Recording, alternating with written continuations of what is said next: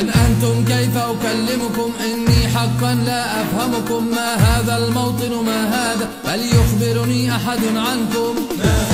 هذا الوطن الفلسطيني وأرض الزيتون والديني. اتفضل حاكيني واسأل أنا اسمي شاد البوريني. أنا فارس عصري وزماني أصلي عربي كنعاني. والآن أمامك لا أدري شيء عن وقتي ومكاني. بدك تهدى شوي وترضى انت الآن بعصر النهضة. اتغير لك كل شي عنكم صار العالم كله فوضى.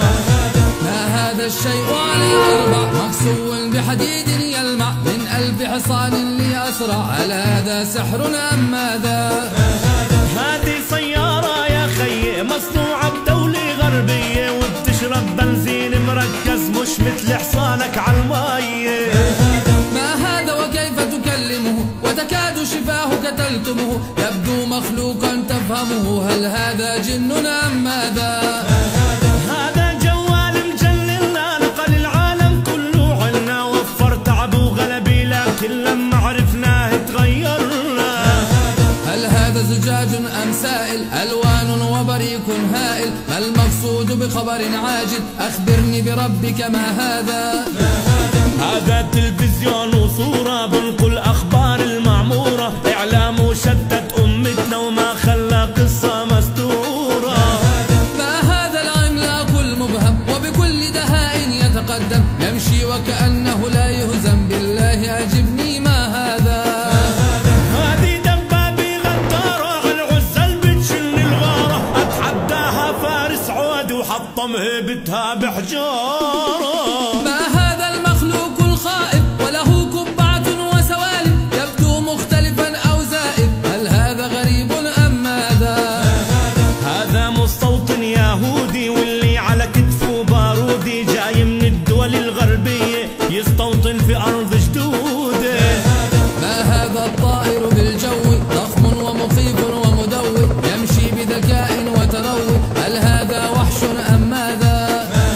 هذه طيارة حربية والصناعة إسرائيلية. ذبحوا فيها الطفل بأرضه وبتشهد الشجاعية.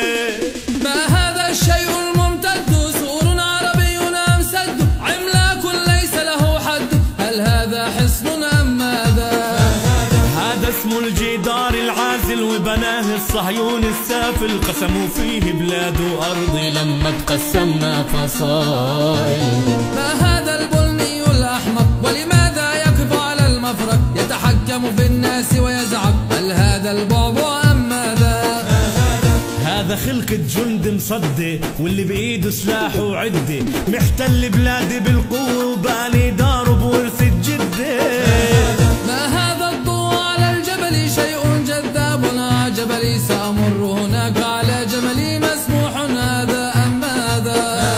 يا ريت لو ظلوا مطفي هالجبل ولو ظلوا مخفي. هذه خطة استيطانية خلت وطني قد النتفة.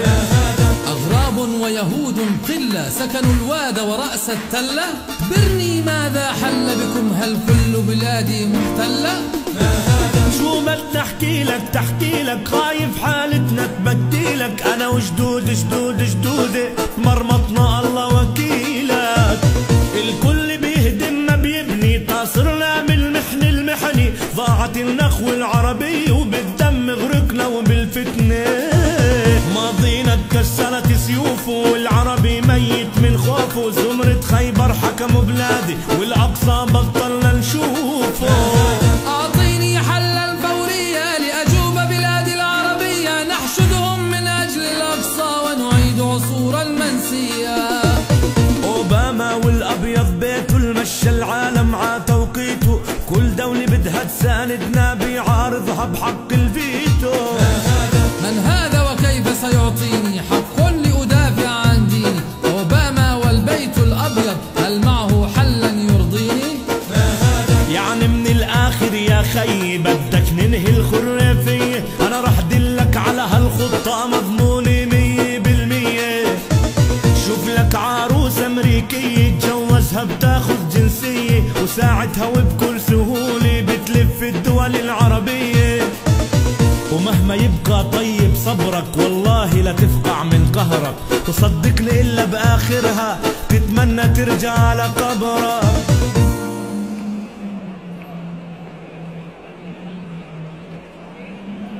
ما هذا؟